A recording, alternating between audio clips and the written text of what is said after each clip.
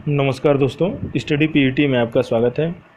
आइए देखते हैं इस वीडियो में सीटेट के लिए पर्यावरण अध्ययन का 300 प्लस महत्वपूर्ण प्रश्नों का 20वां भाग। यह प्रत्येक दिन सुबह 11 बजे अपलोड किया जाता है। इस वीडियो को ज़्यादा से ज़्यादा लाइक और शेयर करें ताकि अन्य छात्रों को भी इसका लाभ मिल सके, जो कि आने वाले सीटेट एग्ज़ाम के लिए बहुत ही महत्वपूर्ण है। और यदि आप इस चैनल को पहली बार देख रहे हैं तो चैनल को सब्सक्राइब करके बेल आइकन को प्रेस कर लें, ताकि जब भी कोई नया वीडियो अपलोड किया जाए तो सबसे पहले नोटिफिकेशन आपको मिले। इस 300 प्लस प्रश्नों को हल करने के बाद आप लोग सीटेट एग्ज़ाम में पर्यावरण विषय में 30 में से 20 से 25 प्रश्नों को बहुत ही आराम से कर लेंगे, यह मेरा विश्वास है। पीडीएफ पाने के लिए हमारा Telegram channel study PET join करें, जहां सारे भाग का पीडीएफ उपलब्ध है। इस भाग का पीडीएफ डिस्क्रिप्शन बॉक्स में लिंक दिया गया है, वहां से डाउनलोड कर सकते हैं। अन्य कोई सुझाव हो तो कमेंट बॉक्स में सुझाव दें। तो आइए शुरू करते हैं। पहला क्वेश्चन है, किसी निश्चित क्षेत्र में प्राणियों की संख्या की सीमा जिसे पर्यावरण समर्थन कर सकता है कहलाता है। ऑप्शन ए है जनसंख्या, ऑप्शन बी है वहन क्षमता, ऑप्शन सी है संख्या या जैव द्रव्यमान का पिरामिड, और ऑप्शन डी है इनमें से कोई नहीं। इसका सही आंसर है ऑप्शन बी वहन क्षमता। किसी निश्चित क्षेत्र में प्राणियों की संख्या सीमा जिसे पर्यावरण समर्थन कर सकता है वह वहन क्षमता कहलाता है। जनसंख्या किसी इकाई क्षेत्र में रहने वाले लोगों की संख्या है। जैव द्रव्यमान का पिरामिड किसी विशेष क्षेत्र में उपस्थित जीवों की मात्रा है। नेक्स्ट, दूसरा क्वेश्चन है, भारत के मानचित्र में दिल्ली की स्थिति के सापेक्ष हिमाचल प्रदेश की राजधानी शिमला और मध्य प्रदेश की राजधानी भोपाल क्रमशः स्थित है दिल्ली से। ऑप्शन ए है उत्तर पूर्व और उत्तर पश्चिम में, ऑप्शन बी है दक्षिण पूर्व और उत्तर पश्चिम में, ऑप्शन सी है उत्तर और दक्षिण में, और ऑप्शन डी है दक्षिण पश्चिम और दक्षिण पूर्व में। इसका सही आंसर है ऑप्शन ए उत्तर पूर्व और उत्तर पश्चिम में। भारत के मानचित्र में दिल्ली की स्थिति के सापेक्ष हिमाचल प्रदेश की राजधानी शिमला दिल्ली के उत्तर पूर्व में और मध्य प्रदेश की राजधानी भोपाल दिल्ली के उत्तर पश्चिम में स्थित है। नेक्स्ट, तीसरा क्वेश्चन है, निम्न में से कौन सा पदार्थ बायोगैस संयंत्र में प्रयोग नहीं होता है। ऑप्शन ए है जैव कचरा, ऑप्शन बी है मानव मल, ऑप्शन सी है खनिज तेल, और ऑप्शन डी है पशु मल। इसका सही आंसर है ऑप्शन सी खनिज तेल। बायोगैस संयंत्र में जैव पदार्थ जैसे गोबर, पशुमल, मानव का मल तथा रासायनिक कचड़े डालकर ऊर्जा प्राप्त होती है। इससे स्वच्छ ऊर्जा का उत्पादन किया जाता है। इस प्रक्रिया में किसी प्रकार का पर्यावरण प्रदूषण भी उत्पन्न नहीं होता है। नेक्स्ट, चौथा क्वेश्चन है, पौधों के विभिन्न भागों के शिक्षण हेतु आवश्यक है। ऑप्शन ए है श्यामपट्ट, ऑप्शन बी है पौधों का चित्र, ऑप्शन सी है पौधों का अवलोकन, और ऑप्शन डी है पाठ्य पुस्तक। इसका सही आंसर है ऑप्शन सी पौधों का अवलोकन।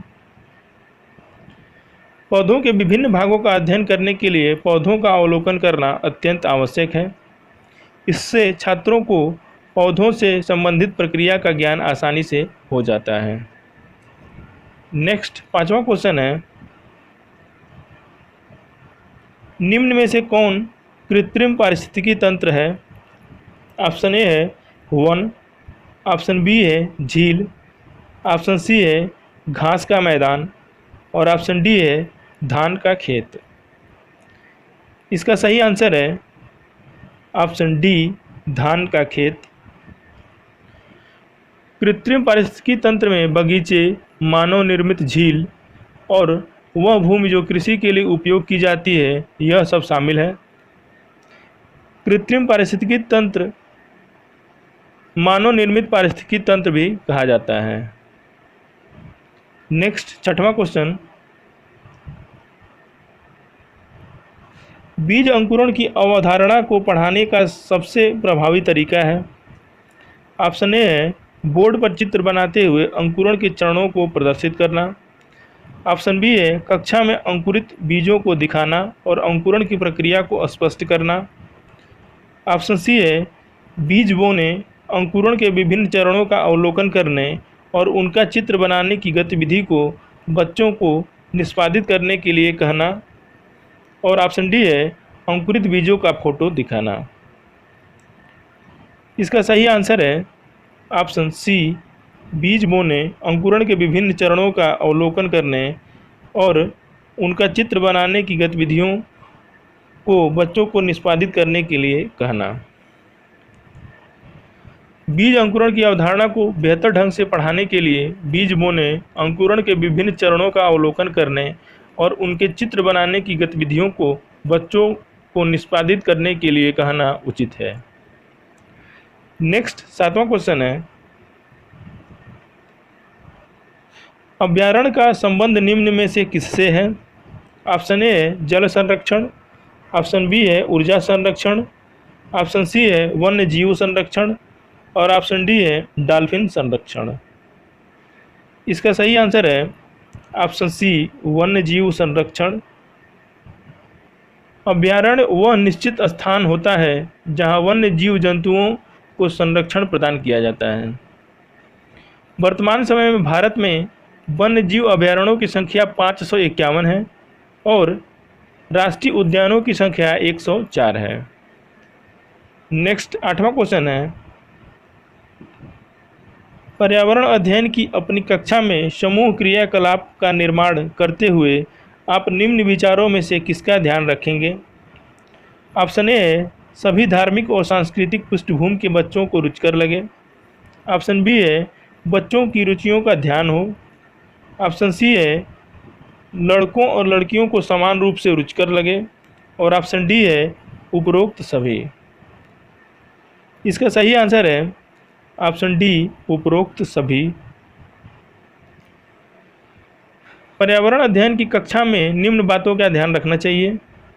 बच्चों की रुचियों का ध्यान हो, लड़के एवं लड़कियों को सामान्य रूप से रुचिकर लगे, सभी धार्मिक और सांस्कृतिक पृष्ठभूमि के बच्चों को रुचिकर लगे। नेक्स्ट 9वां क्वेश्चन है, अफीम का मुख्य अवयव है। ऑप्शन ए है एट्रोपिन, ऑप्शन बी है हेरोइन, ऑप्शन सी है मॉर्फिन और ऑप्शन डी है क्यूनिन। इसका सही आंसर है ऑप्शन सी, मॉर्फिन। अफीम का वैज्ञानिक नाम पैपेवर सेमनीफेरम है। अफीम पौधे के दूध को सुखाकर बनाए गए पदार्थ के सेवन से मादकता आती है। अफीम में 12% तक मॉर्फिन पाई जाती है, जिसे प्रसंस्कृत करके हेरोइन नामक मादक द्रव्य तैयार किया जाता है। अफीम का दूध निकालने के लिए उसके कच्चे अपरिपक्व फल में चीरा लगाया जाता है। इसका दूध लसीला होता है। नेक्स्ट 10वां क्वेश्चन है,